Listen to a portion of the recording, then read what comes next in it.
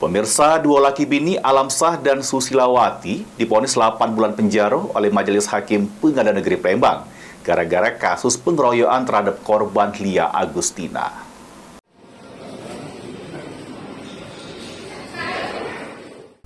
Alamsah dan Susilawati, dua laki bini ini jadi terdakwa kasus pengeroyokan terhadap korban Lia Agustina. Ini jalani sidang putusan di Pengadilan Negeri Palembang.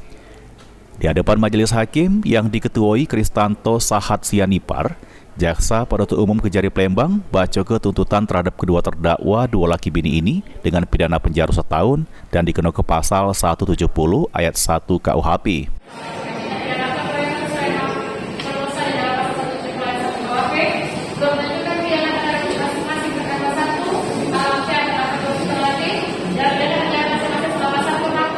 Sesudah mendengar ke tuntutan tersebut, kedua terdakwa minta hukuman yang seringan-ringannya karena punya 5 wong anak yang harus dihidupi. Sehingga majelis hakim langsung memutus perkara ini dan memvonis kedua terdakwa dua laki bini ini dengan pidana penjara selama 8 bulan.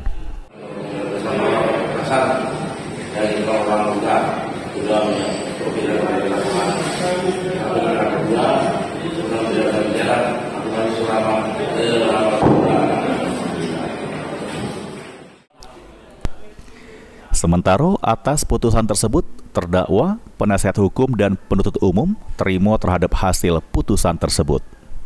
Lutfi, PAL TV.